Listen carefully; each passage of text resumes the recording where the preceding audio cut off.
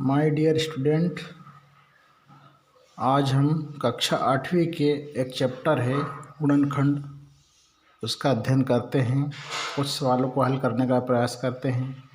साथियों, परीक्षा का समय है। मुझे पूरी उम्मीद है कि इस तरह के वीडियो जो हैं गणित वाले वो आपको परीक्षा में अवश्य काम आएंगे।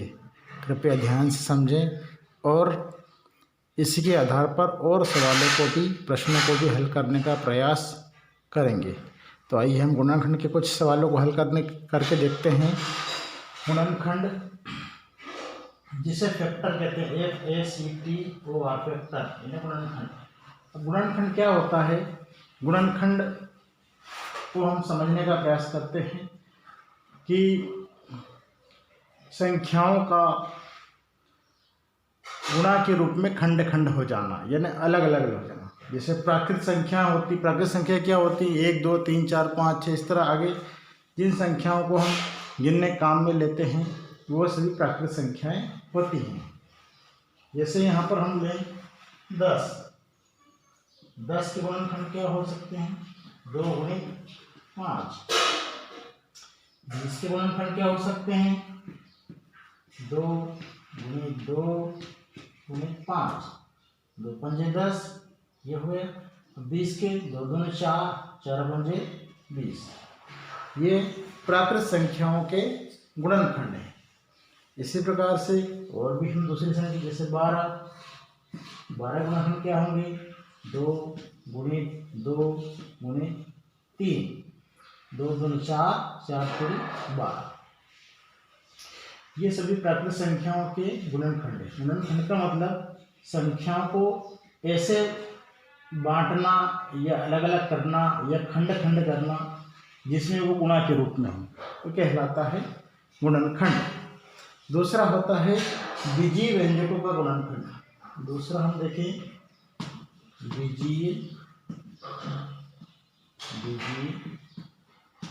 व्यंजकों का गुणनखंड। एक बीजीय व्यंजक लेते हैं हम, जैसे 5xy, यानी 5xy। इसका गुणनखंड क्या होगा? इसका गुणनखंड होगा 5 × x × y।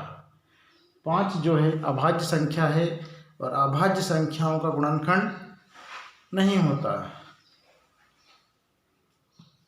तो 5xy का गुणनखंड क्या होगा? 5xy। 5 का गुणनखंड सिर्फ 5 ही हो सकता है।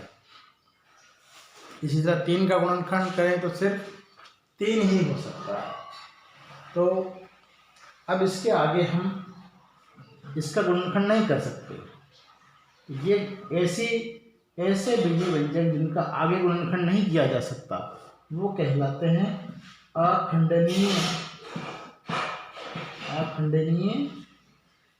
गुणनखंड।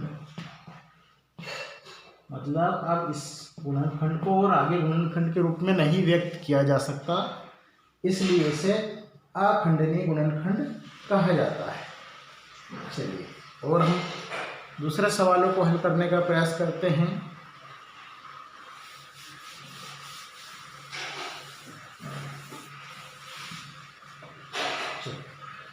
जैसे एक सवाल है 12x का वर्ग और y का वर्ग 2 की घात। 12 x पर 2 की घात, तो y के ऊपर 2 की घात। 2 की घात को हम वर्ग कहते हैं। तो इसका अखंडनीय गुणनखंड रूप क्या होगा? आइए समझ। पहले 12 गुणनखंड क्या करेंगे? 2 × 2 × 3। ये 12 गुणनखंड हो गए। x की घात 2 है, x को 2 बार लिखिए। इसी तरह y के ऊपर 2 की घात है, y को 2 बार लिख देंगे। ये इनके गुणनखंड हो गए। चलिए अब इनको किस रूप में और लिख सकते हैं हम? अब इसके आगे इनका कोई भी गुणनखंड नहीं हो सकता, तो अखंडनीय गुणनखंड के रूप में हम, ये उत्तर हो सकता है अखंडनीय गुणनखंड के रूप में x भी आ सकता है और y उत्तर भी आ सकता है। दोनों इसके अखंडनीय रूप होंगे, क्योंकि इससे आगे इसको और गुणनखंड इस विजीय व्यंजकों का गुणनखंड नहीं किया जा सकता। चलिए और थोड़ा सा प्रयास करते हैं कि क्या उत्तर हो सकते हैं अन्य सवालों के, उनको भी हम हल करके देखते हैं। आइए, जैसे अब सार्व गुणनखंड की बात करते हैं हम। सार्व गुणनखंड क्या होता है? सार्व गुणनखंड, सार्व गुणनखंड क्या होता है, इसको समझने का प्रयास करते हैं कि सार्व गुणनखंड क्या होता है। आज हम देखते हैं, जैसा एक सवाल है कि 17x y z 34x y का वर्ग और 51x का वर्ग y, इसका सार्व गुणनखंड क्या हुआ? चलिए सबसे पहले इस वाले भाग का हम गुणनखंड करते हैं, तो ये हो जाएगा 17x y z का गुणनखंड करेंगे, ये हो जाएगा 17। चूंकि अभाज्य संख्या है इसलिए इसका अतिरिक्त कोई गुणनखंड नहीं हो पाएगा। x का x, y का y और z का z, क्योंकि इनके पर एक ही घात है इसलिए एक ही बार में लिखा जा सकता है।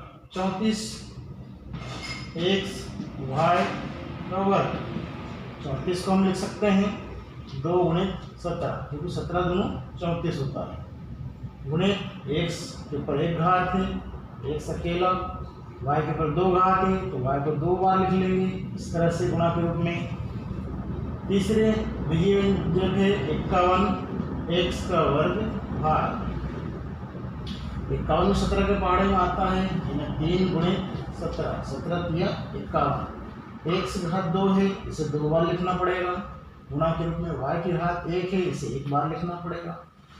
अब इन तीनों जो विजीय व्यंजकों का जब हमने गुणनखंड किया, तो इसमें हमको ये ध्यान देना है कि इन तीनों गुणनखंडों में एक समान गुणनखंड कौन सा है, एक समान गुणनखंड कौन सा है।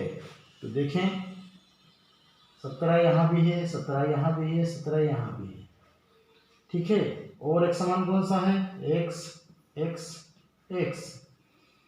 अन्य कहीं पर भी बाकी जो संख्याएं वो नहीं हो रही, चाहे चर राशि या अचर राशि कहीं भी दोबारा नहीं आ रही, सिर्फ 17 और x।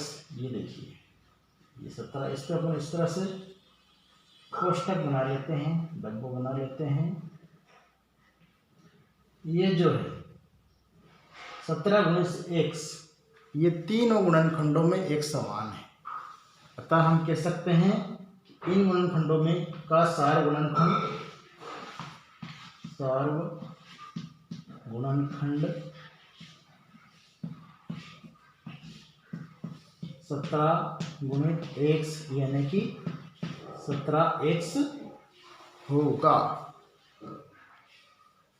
17x और इसके साथ साथ एक चीज और रहेगी, हाँ y भी तीनों में है। ये देखिए ये y यहाँ भी है, ये y यहाँ भी है और ये y यहाँ पर भी है। सॉरी थोड़ा सा ध्यान चूक गए थे हम, तो यहाँ y भी हम लिख देंगे क्योंकि ये y यहाँ भी है, यहाँ भी है, यहाँ भी, तीनों जगह y। तो 17x y जो है वो इन तीनों विजीय व्यंजकों के सार्व गुणनखंड के रूप में आएगा।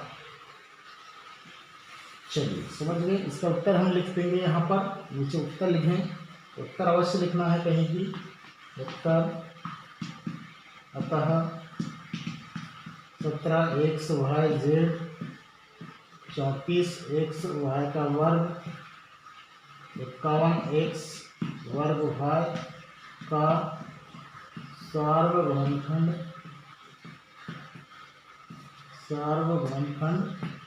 क्या है? 17xy बराबर, नीचे लिख देते हैं 17xy, यही हमारा उत्तर होगा। इसके बाद हम कुछ और प्रश्नों को हल करने का प्रयास करते हैं।